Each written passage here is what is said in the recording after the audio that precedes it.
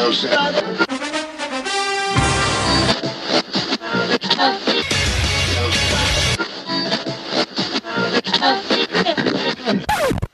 listening to The Fan Zone with Billy and Eric.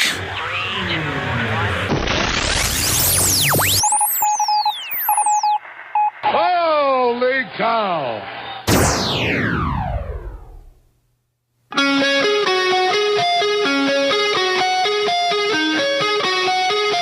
Good Monday morning, everybody. You are tuned in to Thunder Radio's fastest hour in sports. It is The Fan Zone with Billy and Eric. We are two fans talking about the sports that we love. We do it each and every Monday right here on Thunder Radio. I am Eric. Over there is Zabilly. He's Here waving. I am. There he is. And I'm back. I until last week, I'd never missed a Fan Zone, and I had to miss. Yeah, the streak ended. Yeah. But we've never, the Fan Zone has never not aired with a new show on Monday morning. Right. We're every Monday, new content. New content. Yeah, he wasn't your chick. Last week he was my chick. Doug, my chick, joined us. Or joined me. I tuned in for a few minutes. We were about to head to the buses for, what was Monday? Animal Kingdom? Or Epcot, one of the two. I think it was Animal Kingdom. And so I made sure I was tuning in to see, because it was just a whirlwind. We lead busy lives, Billy. I don't know if you know this. This is what I've heard. I know you're busy. I know you know you're busy. I know I'm busy. And I think we know each other's busy. And so, like, we had communicated and thought, well, if we don't hear from each other by a certain time, it's up to you to find somebody. Yeah, so I messaged your chick on Saturday. Yeah. And said, hey, what do you think about helping me out? And he ignored me. He didn't answer me for 24 hours. Well, and here's the deal. That was the first, cordial text you'd sent him in a while? I made a commitment that I wouldn't talk about his mom the entire time we were together. Okay, for the show, right? I promised him. Okay. I will not talk about your mom. No mom jokes for the whole show. So it's probably the first show in, I don't know, a few months that the Fan Zone had no reference to Doug's mom. Yeah. I could have easily gotten around it by asking if his mom was going to be listening since he was co-hosting. Oh, of course. I should have worked that angle. Yeah. Okay. But Doug, my chick, we love Doug. We do. We kid because we care, right? Yes. Something like that. But yeah, so, he was complaining about my choice of fantasy baseball rules when I tuned in. Yeah. Yeah, he was not happy about this, but I finally explained to him how he got his record, and he was like, oh, okay, that makes more sense. Right. Says the guy who just logged in the other day for the first time in a few weeks. All right. And I sent an email to everybody, and nobody complained. Or said nay. Yeah, and he told me, I'm still in the playoffs. I'm like, no, buddy, you're in the consolation bracket. Right. No, my thing says I'm still playing. I'm like, yeah, it doesn't matter, though. Playing for last, buddy. Yeah, but we did recognize Dennis Weaver as the man. Oh, man. I was actually following that, too, on Sunday night. I checked in, and, there was just, what was the final? Was it 4-6? Yes, he beat me 6-4. My offense was a dumpster fire. Yeah. So anyway, we'll talk some baseball here in a little bit. We got some baseball to get to. Plenty of other stuff. Back from Disney World, so that was fun. Yep. It was very. The Raiders win. The Raiders won. Absolutely. I hate that. I missed 2 Friday Night Thunders. And you know what that is, though? What's that? A win. Butch Jones hasn't seen one of those in a couple of weeks. He saw one because apparently he was there. Yeah, that was the only one he's seen in a couple of weeks. He also saw the team that he was watching score points. Right. What? That's how you do it. Okay. All right. Forward motion, cross the plane. Okay. And unfortunately, we have to play. Where is it? Oh, here it is. He came up 1 yard short. The Titans lost yesterday, Billy. Yeah, but my Dolphins won. Right. And So if the Titans were going to lose, if they were going to lose, and I ordinarily do not root against the Titans. Right. And I was torn between what to do Right. yesterday. You just wanted a good cheer game. for the Titans? Do I cheer for the Dolphins? Both teams are experiencing some difficult times. The Dolphins suck. Yeah. They're terrible, and they don't have any offense at all. And then with Mariota getting hurt, I didn't know. Like, I felt bad for the Titans because they're a better team than the Miami Dolphins are right now, I think. Right. So 2 weeks of tough football for the Titans. They need to get Marcus back and healthy, and I think they still run the risk of being okay in the NFC or AFC South, right? Yeah. How's everybody else doing? The Colts won. They finally won or something, didn't they? I believe so. They won in overtime against the Niners because Vice President Pence checked out. He said, "You're kneeling for the anthem? I'm out, man." Which we're do you want me to get here we go. I'm going to go ahead and do it. It is now time for the stupid tweet of the week.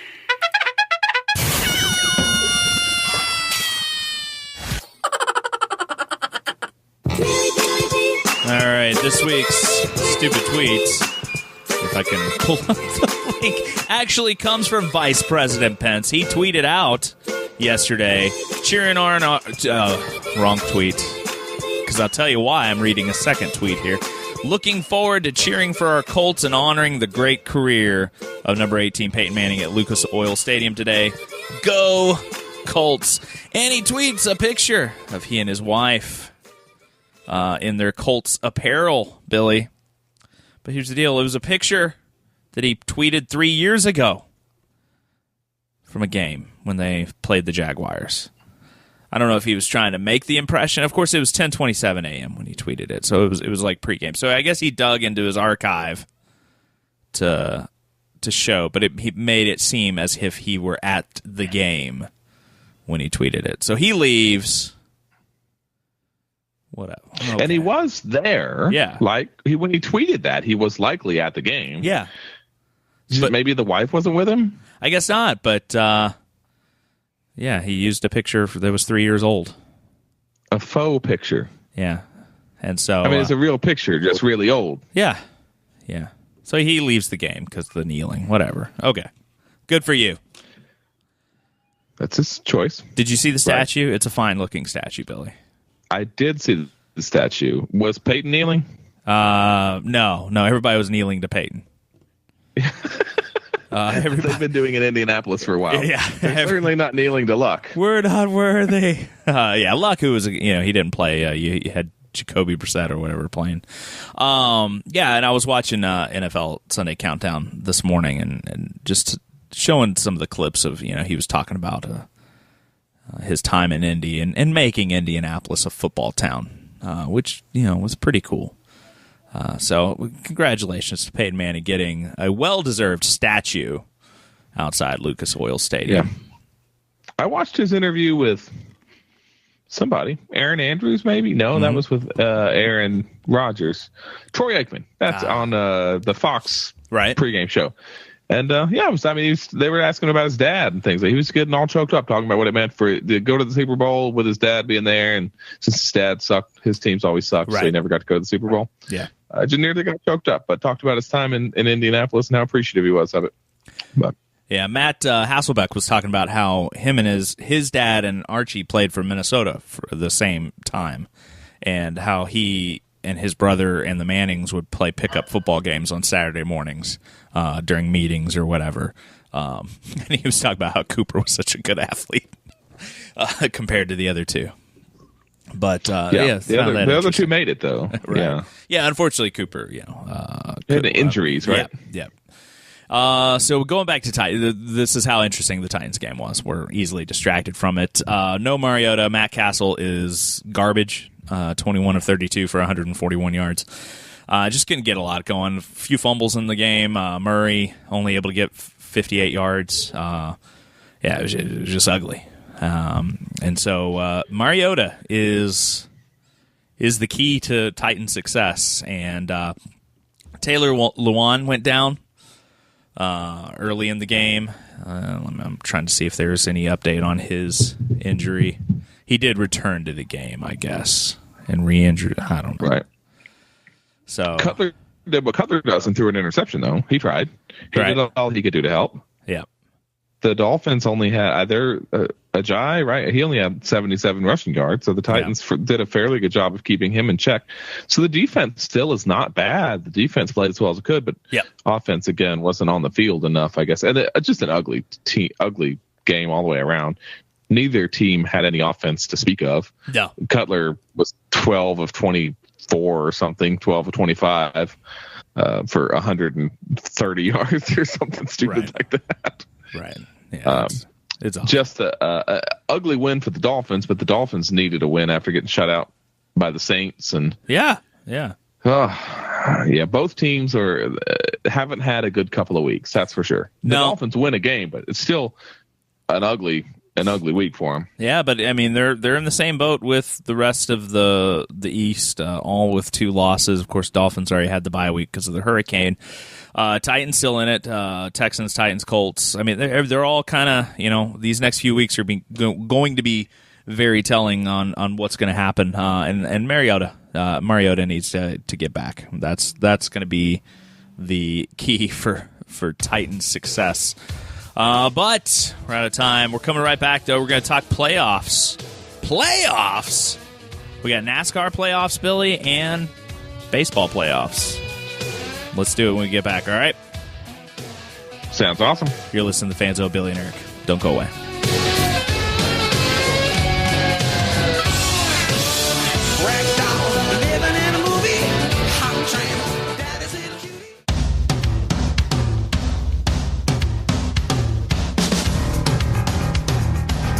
Welcome back to the Fan Zone. It's the October the 9th edition. So glad to have you along. Man, what fun we're having. We got the gang back together again.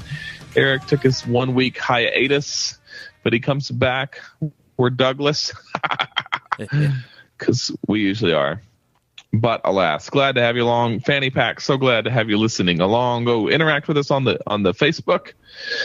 Go look for the Fan Zone, Billy and Eric. Give us a like there. We'll be super glad to have you along. This not this Saturday, but the Saturday following that, I'm looking forward to hitting Granddaddy's farm, getting out there, and kids are going to climb up in the corn box, and I'm going to take the hayride and find myself a pumpkin, and I'm checking out the animal barn. The goat walk is back. So the hillside slide, the landslide, I mean, all that stuff and more there.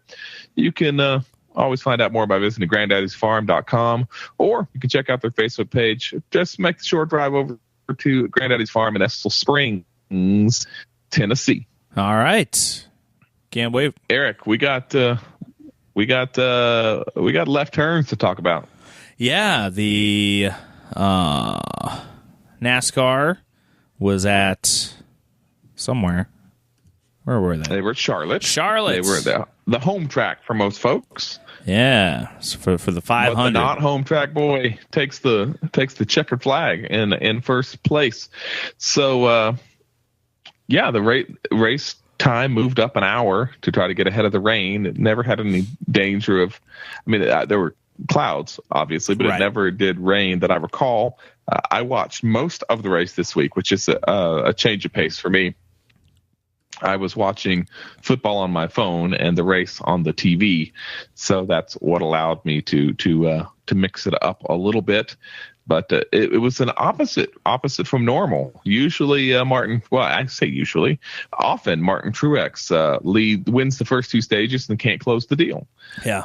This time the closer wins the first 2 stages and can't close the deal. Couple of I think a pit issue for Harvick, who wins the first 2 stages. Kyle Busch smacks the wall a couple of times.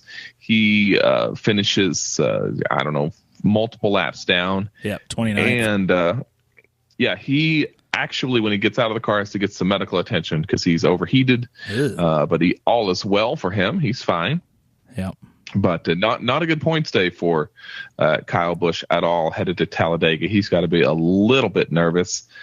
But the man who has been the man all year long continues to find ways to win races. Started like 19th or something of that nature, 17th, 19th, something like that. Worked his way methodically up to the field and takes the lead and does win it. Martin Truex Jr. takes the checkered flag. He continues to roll. He's on to the round of 8, down to the round of 8. Yeah, he's punched his ticket locked in to that. And Chase Elliott found a way to finish second again. Mm-hmm. So another runner-up finish for him. One of these days he's going to win a race. I think so. I don't think he had a legitimate shot at winning this race. Harvick and Kyle Busch and Martin Truex were better cars than he was most of the day. On those restarts, Elliott just couldn't do anything with him. Yeah, he tried, but couldn't do anything with him. And they ended up having to do green white checker, right? Yeah, they get some overtime, which gives Elliott one more run at him, but man, he just drives off. Truex does. So Michael McDowell wrecked somewhere along the way, spun out. So Casey Kane's got something to look forward to in that 95 car next year. Right. That's so stupid. If I was Casey Kane, I'd rather race go-karts. Yeah. Is that demeaning?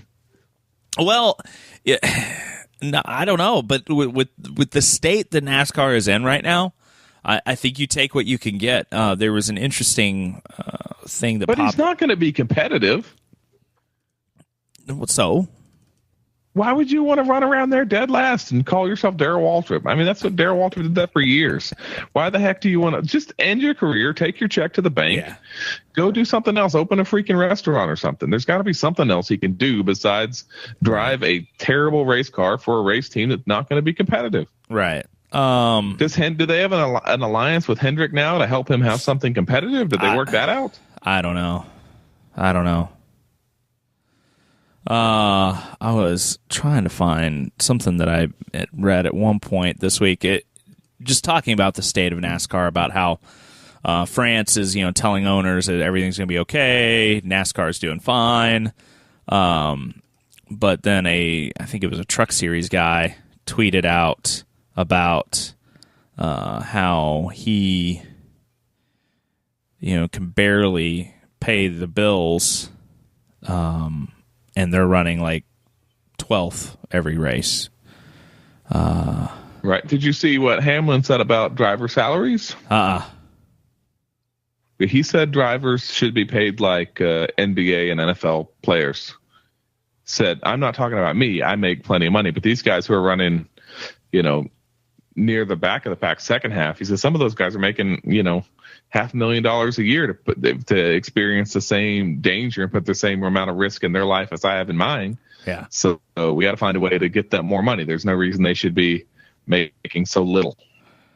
Yeah, it's definitely there's some changes are going to happen in NASCAR, I think, and I'm not sure if it's for better or for worse, but they peaked a long time ago, and there's still I think they're the repercussions of a lot of just not paying attention to the fans. I don't know. Right, and losing Gordon and Junior this year, Tony Stewart, and that wave of guys before them, Rusty Wallace, and just all those drivers in the last 10 years who have retired, is a huge hit to the sport, because there's Jimmy Johnson, right? Then who else? Kevin Harvick, yeah. What else you got? That's Brad about Keselowski. it. And so you're having to. But Kyle Busch. I do think that some of the guys that have come up in the last few years are polarizing enough to create. You got your Kyle Busch or your Brad Keselowski, and now with Chase Elliott and Kyle Larson, but and Martin Truex even. Things are just in a different world right now, where NASCAR. I just worry does not fit in that world, which it's weird to say, but I think it is an archaic sport in Americans' eyes. Because you got Formula One and all those that are so popular in Europe and whatnot, but I don't see how NASCAR can maintain being one of the biggest sports in the country because they're not. Yeah, and everybody else is trying to figure out how to shorten their sporting event. Yeah, and there's really no way to shorten left turn. I mean, you can choose to run fewer laps, but there's no way to change the dynamic of the sport to make it. They putting in the segments is how they've tried to work toward that. But and I think that's been good. The stage racing, I think that's been good for this, and just things need time to sizzle though, and unfortunately, NASCAR has not allowed a lot of time for that audience to rebuild before they change things again. Yep, there's plenty of changes along the way for sure. Yeah, but Truex wins. Truex punches his ticket. He's rolling on, and everybody else is praying that they make it through Talladega next weekend. Right, and that's anybody's game. Despite Kyle Busch's low finish yesterday, he's still 6th place, so he's out of the danger zone for the most part, unless he has a couple of more bad weeks. But he should bounce back. But right now, Stenhouse can't crash. Yeah. Stenhouse is in trouble. Blaney's in trouble. Keselowski, Kenseth, and McMurray. They're all in trouble. And if one of those guys picks up a win, then you're looking at Jimmy Johnson perhaps being in trouble. So it's definitely going to be a turn of events over the next few weeks as we get to see what happens, especially with Talladega. I mean, that's the most volatile track in NASCAR, and it's right in the middle of this playoff series. Yep. Yeah. So we'll see how it works out for Talladega, Alabama. Yep. Let's see what else in the news. Playoffs. We got a couple of minutes. We have to. Let's talk Cubs Nationals because I want to talk about that. You sent me a text on Saturday night. Your Nationals going to get beat. And this was while they were down 3-0 or 3-1. But then they just looked lifeless. Yeah, and then the first game just couldn't get the bats going. But then Bryce Harper with a home run, Zimmerman with a home run, and they notch it 1-1 now. Yeah. So tonight, prior to that inning, they had 5 hits in the 2 games. Prior to that inning, there were 5 hits between the 2 games. In 16 innings, they had 5 hits. I know, it's crazy, and it's awful. But hopefully tonight, Adam Lind, the unlikely hero who gets the. Who gets the rally started with it getting in his first postseason game, and who knows how long? I mean, ever, but a long career. So. Not having any baseball. I think it's his first trip to the playoffs. Start. Yeah, yep. And so he gets a hit, pinch runner, and boom, make magic. Yeah, Bryce Harper stared at that baseball forever and ever and ever and ever, and then pitched his bat. You would have thought Odubel Herrera had been up to bat, but. Hey. Yeah, he watched that one for a very, very, very long time. And I know you probably are having a thought about this, but remind me on the backside of this break when we talked Dodgers. Puig did what a horse's rear end. But anyway, your Nats are down 2-1. No, it's 1-1 now. Right? No, tied 1-1. Yeah. Tied 1-1. Yeah. They play tonight. It's Max Scherzer hits the mound, so. Should be a good game. We'll get back. We'll talk more playoffs and perhaps some college football. You're listening to the Fan Zone, Billy and Eric. Don't go away. It was a beautiful day. The sun beat down. I had the radio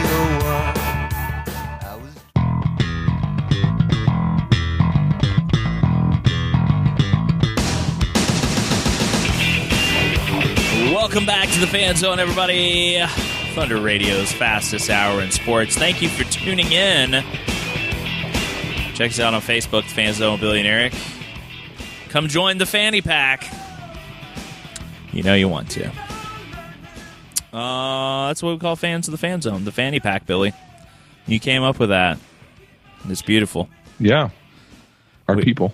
Yeah, we also come out. I guess we come up with stuff. We stole something from somebody and made it our own, and it's called Say What. We do it every week. You didn't do Say What last week, did you? Oh. No, I didn't trust Doug to think of 4 words. Yeah, I'd be afraid of what the 4 words would be. Yeah. I would have thought he might have thought I said 4-letter words. And yeah. Which, that could have been a fun segment. Yep. Yeah. Last segment. Yeah. Yeah, there'd have been some some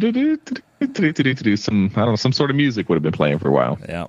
All right. So, do you want to explain to the fanny pack what say what is? Yeah. So Eric and I we scour the interwebs looking for bits and nibbles to chat about. To chat about. Chit chat. And chit chat. We got some of that going on. So we'll discuss various things along the way. And over the course of the conversation, we'll exchange words with one another that we have to fit in the conversation like they normally belong there. Every time we use a word, you'll hear a sound like this one.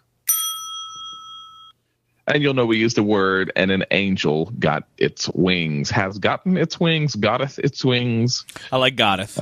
Something of that nature. All right. And an angel getting its wings doesn't mean one of your loved ones died, because when they die, they don't get wings. Go ahead. Sorry. Do you want me to hand you the soapbox to stand on? If you've been a long-time member of the fanny pack, you may have remembered this rant. I don't know. Yeah, I got one for every day, man. I had to apologize to my wife twice this weekend because I've been so snarky over the weekend, and unfortunately, it's carrying over. My work week continues to carry the snark. Oh, I'm sure. I've been in a mood. I don't know if it's sleep deprivation. I don't. Maybe it's just the new me, and I am so freaking snarky that it's unbelievable. It's possible. Sometimes I shock myself. I'm like, holy smokes, I'm such a jerk. Well, it's no coincidence, though. It's got to be related to something. I don't know exactly what it is, but holy smokies. But anyway, you got some stuff for us to chit about. Yes.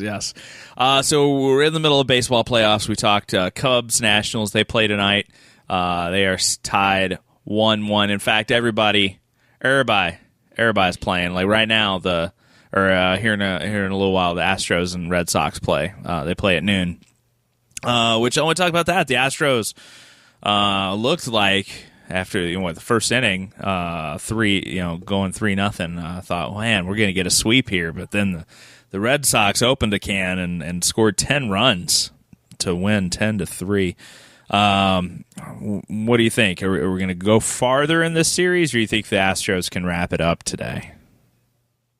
Well, I'm always a fan of wrapping it up, so I hope they go ahead and put Boston down. That's not the right way to say that. Put Boston down. They go ahead and eliminate Boston from the postseason. Turn them into Jello. All right. So yeah, that's. It would be gargantuan if they were to do that. Just huge for Houston to get a big win out of the way, not drag on to 5 games, and make it so get out of there and look forward to going on to the American League Championship Series. All right. I'd like to see that.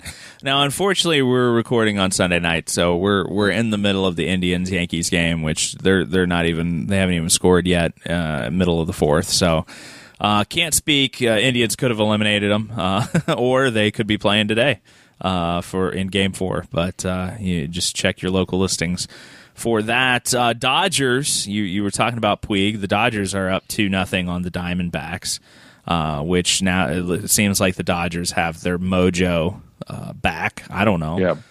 But an interesting Brentwood's figure. Robbie Ray was. In who? Say that again. Brentwood's. He's from Brentwood. Robbie Ray was the Diamondbacks pitcher on Saturday night. Gotcha. And he didn't have his finest night. I don't know how many wild pitches he threw. Walked 4. It was a difficult night for him for sure. But the Dodgers, he worked he was like a stinking magician. Right. Most of the night, but he ended up paying for it, as did the Arizona Diamondbacks. They're in an 0-2 hole headed to Phoenix for this afternoon's game. So, yeah, I feel bad for the old Diamondbacks. Wanted them to be a little more competitive. I actually wanted them to pummel the Dodgers and knock them out of the playoffs. I thought that would have been a better idea, and that the 2017 edition of the Los Angeles Dodgers could have been a flash in the pan and gone. Right. That's what I really wanted. Well, they may be choosing to take the pace of a snail and start their rally today and go 3 games in a row. Do you think they can sweep the rest of the series? Well, to go 3 times in a row would be nearly impossible. I just don't know how they could do it. They need a lot more Goldschmidts if they're going to do that. They need a lot more Paul Goldschmidts, because he appears to be the only offense that they have at this particular point in time, which, I mean, he comes up to the plate and can hit one out of the park, but no one else seems to be doing anything. They can't, and unfortunately, their pitching is not as good as, their pitching's been plenty serviceable, right? But it is not as deep as the Los Angeles Dodgers. I mean, they can, holy smokes. Like, we got the guy in the bullpen. We'll bring him in. He can pitch for 8 innings if you want to. Where are you getting these guys from? I know. It's unbelievable. So yeah, I think that the Diamondbacks are out of place. Out of the 4 teams that are there, the Diamondbacks are certainly the ones that you go, okay, you are the wild card team. And I think, unless the Dodgers get in their own way, it's hard to not see them in the World Series. But I think that the Nationals or Cubs could do something. It'd be a good series. It may take 7 games for either one of them to do it, but we'll see. Yes. I mean, if the Diamondbacks could come back and smack the Dodgers down, that would be a gift to the Nationals, I think. Because I think the Nationals, if they can survive the Cubs, have a fair shot at beating the Diamondbacks and thus making their way to a World Series. There's a lot of things have to happen between now and then, but I mean, how cool would that be, right? Yeah, absolutely. It'd be like a big old jar of honey. And I would rather play the Diamondbacks than the Dodgers. So, but that's okay. Yeah.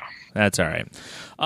You only have Goldschmidt. Right, exactly. Yeah, I think that you get your eye put out with Puig's bat flip. Oh my goodness. Let's go over to some college football. I was on the road for both college football over the last couple of weeks, so I was kind of checked out on it. But you were telling me I thought it was a great week. All right, yeah. So there were some big upsets. So what kind of stood out most to you? I loved Oklahoma losing. Thought that was fabulous. Couldn't believe they actually did it, but loved Oklahoma losing. That was pretty cool. I thought the flag planting was arrogant, but yeah. I mean, you've invited it. Yeah. So them losing, I love Florida when Florida loses, so I really enjoyed watching a Florida loss. Right. That was really exciting. I was sorry that Vanderbilt got pounced again. I mean, they just got drummed by Georgia. And so I have to apologize, because I think we both said, hey, I think Vanderbilt could be competitive the next several weeks. And they've just, for as much crap as people are hearing about Vol fans, the Vanderbilt Commodores, though, I mean, the under-recruited, they don't have the same recruiting, alleged recruiting capabilities and those sorts of things. But I just think they've been disappointing. In all of this, I'll say that I feel like Georgia is a pretty good football team. So they may be legit as long as they can run the ball. They may be legit. Yeah. So do you feel like they're deserving of that number 4 spot in the AP poll?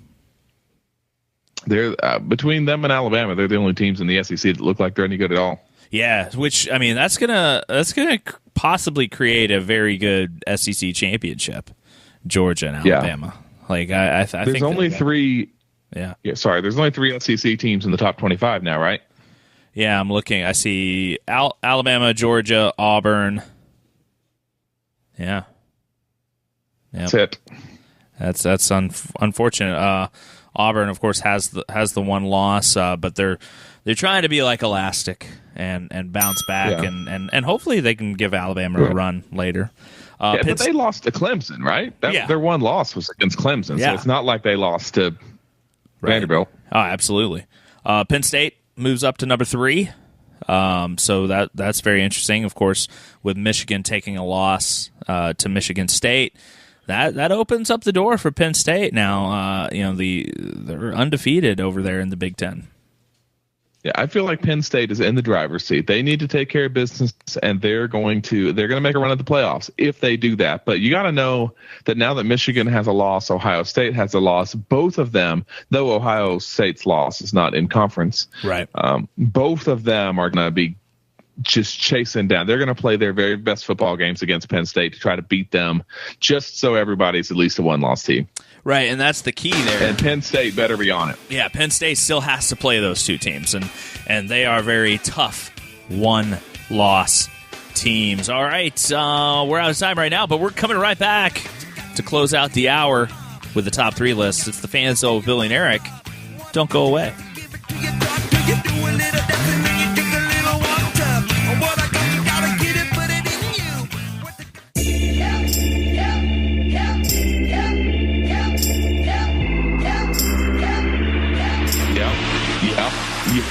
Yeah. Welcome back to the Fan Zone. Up in here, y'all. Everybody. Yeah, it's time for us to talk about a top 3 list. Up in here, it's Billy and Eric, and it's October, and we got a rap in here because that's what we do. This ain't a rap yet, no, because we still got some more top 3 lists to give out before we finish for the day. Hey, yeah. All right. My new album drops next Tuesday. Oh, great. That's exciting. Available wherever bad music's sold. Right. So, true story, Eric. Okay. Minding my own business, singing at church yesterday. Uh-huh. For the first time in my life, the lady sitting next to me says, no one's ever said this to me, "You sing so good." And she's probably 75. I thought, dang, she must have didn't wear hearing aids or something. She must be deaf. But she told me I sang good. I thought, well, she obviously the hearing's going. Wow. Or she's just too nice. She's probably just too sweet of a lady. Very kind lady. Never sat before. I know who she is, but never sat beside her before. She plays the piano for the church sometimes, and she seems to do that okay. So I don't know what happened to her hearing yesterday morning. Right. Oh my goodness. You know who doesn't have any hearing problems right now? Who? Butch Jones. He's hearing a lot of crap about how he needs to pack his stuff and get up out of the University of Tennessee, that he is his time in Knoxville's over. He's done. He's used up. He's finished. He can't go anywhere. He can't go anymore. And he needs to get back to an ACC school or a Sun Belt, some sort of Conference USA, something like that. He needs to just get out of here. Yeah, it's rough, and So bring her. Go ahead. Well, it's one of those things, and we're fans, and we don't. It's been an awful run these last few years. I feel like 5-star hearts and all of that, and game of life and stuff with the Vols. It just isn't enough. And I know that if you fire them and you have to hit the reset button, but I mean, is it worth it? I mean, are we going to be any better as the Tennessee Vols? Are we going to be any better in 2 or 3 more years with Butch Jones? I would say the likelihood is no, we're not. Right? But I'm not sure. But I don't know. I don't think firing him mid-season is the right thing. No. Let him finish the season out. I understand people screaming for his head and wanting to run him out of town. I get it. And I understand the emotion of, but here's what I remember. At the beginning of the year, none of us expected Tennessee to do anything. Right. We said, hey, winning 7 games would be pretty good. Right. We got beat by a team we should have gotten beat by with Georgia. They're just a better football team. Shut out. They got shut out. Right. At home. Worst home loss in the history of Neyland Stadium. I know that. And Georgia's not that, like, there's not that big of a difference. Like, the gap between Georgia and Tennessee is that much? I don't know. It's not a 41-point gap, but they probably, based on the way that Georgia's played this year, they're a better football team. Oh, yeah, I agree. But and that comes back to, Butch Jones has had 5 years to recruit and coach these players, and in 5 years he doesn't have a quarterback yet. No, he still doesn't have a quarterback. None of these guys he has now can play quarterback. If he had any confidence in the guy who's second string, whose name escapes me at this moment, I'm sorry for being a terrible fan, he'd be playing him, but he doesn't have any confidence in him either. Right. And so if you don't have a quarterback in the SEC, if you don't have a quarterback in college football, you do not have a chance to win good football games against good teams. Yeah. And so he's really stuck between a rock and a hard place. And in a lot of ways, it's no one's fault but his own, because he has not recruited a quarterback. Yeah. I think is the biggest problem. The running game is okay it's even more okay if the quarterback seems like a legitimate player who could actually throw the football, so that you can be two-dimensional in offensive production. But the defense is not as good as the defense could be. It's trying, but it's the offense is not on the field long enough. We're same song, 283rd verse. But $14 million to run him and the team him and the coaching staff out of town. Right. I don't know if that's the right thing to do or not, but everyone else is talking about it. Like, let's get him out of here. Let's get a new coach and go fix this thing, because that's what it'll take. If we just had a new coach, this thing would be fixed. Then we'd be winning national championships. But here's the problem, though. Like, you look at the last 5 years or 4 years or 3 years, and Tennessee has been a top 10 recruiting class. True? Yes. They've just not developed them at all. Right. And that's the issue. That is a coaching problem. Right. And so we can get these recruits. And maybe we're just struggling with who we're recruiting. When we rank recruits, I mean, are you looking at personality and whatnot, or is it just talent? 5-star hearts, I know that. So then the coaching staff and the coach are failing to develop these into SEC players, and so buy. And $14 million, I bet we could start a GoFundMe right now across the state of Tennessee and get a good chunk of that. Right, and the sad thing is, we'd give $14 million to get rid of Butch Jones, but we'll let children starve to death. Right. Yeah. Like, sorry, I can't adopt a kid, but I can run Butch Jones out of town. I got that done. So, done and done. Before we run out of time, we actually got to get to our top 3 list. So what is it? Top 3 coaches who could replace or should replace Butch Jones at Tennessee. Now, the criteria for this is wide open. You can pick anybody you want. Yeah. We didn't it's our list, so we can do whatever we want. Yeah. These are not likely either. You have a couple that could happen. Yeah, I don't think any of mine are very likely either, but okay. yeah. I'll kick us off. We need to leave Monday Night Football and the Corona commercials, and John Gruden needs to come home to Tennessee. Yeah, the guy who hasn't coached in how long? Yeah, exactly. For years, and he coached we NFL. Seem to have we have an obsession with him because his wife was a UT cheerleader. Yeah. I like old Chucky. That's usually how you land a winner right there. Right. His wife was a UT cheerleader. He ought to be able to figure out his way around campus or whatever. I don't know. There you go. So I'll go. I'll choose my number 3 guy as the guy who's not currently in the game. He's currently out of a job, right? Yeah. I think he still is. Les Miles. And here's my caveat. And I've seen other people kind of making like this thing and then attaching their whoever they want to it. But I think for a transitory, is that a right word? For a transitionary transitional, because he's 63 or 64 or something. Yeah. Bring in Les, let him coach for 5 years. Yeah. And while you're doing that, you need to figure out who's the next guy going to be. Right. So I hire Les Miles if I know who the next guy is, and I feel good about that. Yeah. And I have some say over who his coordinators are to make sure that he doesn't end the same way that he was in LSU, where he just couldn't get any offensive production. Even if he could, I make sure I get the offense stuff squared away. And even if that next guy is on the staff, somebody that can develop under Les Miles. That could be interesting. How about Bob Stoops, another guy that was ousted at Oklahoma, or kind of left under good terms, I guess, but they wanted him to leave. I think he's one of those old school coaches that could really coach well against some of the SEC coaches.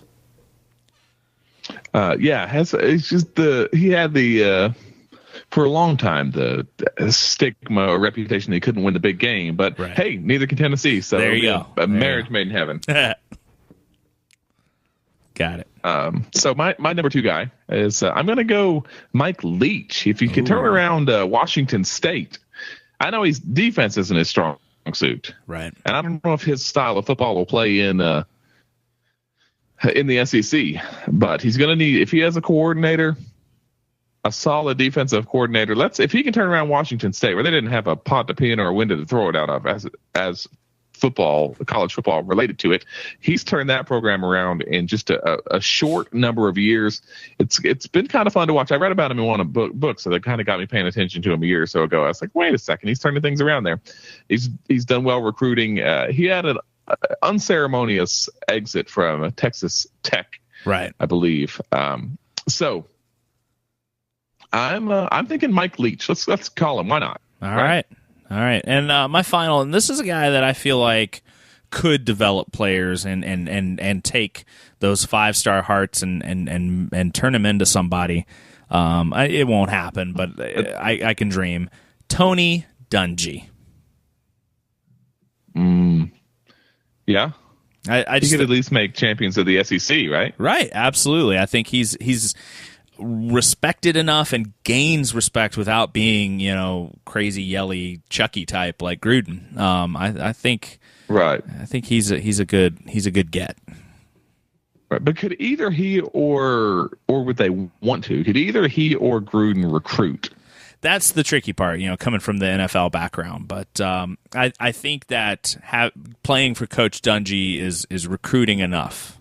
I feel like now you're going to have some good scouting to decide who to bring in. But I think name alone would be good. We'll do something. All right. My final pick, I don't know why. It's just been fun to watch. The TCU Horned Frogs, Gary Patterson. Again, not defense isn't a strong suit at all, but he has been able to beat top 10 teams. He consistently been able to beat top 10 teams, beat West Virginia this past weekend. And so I like old Gary Patterson if you could steal him away. All right. I like it. Yeah, and that's the sound of us needing to get out of here because you like swap and shop, and it is coming up next. So long, folks.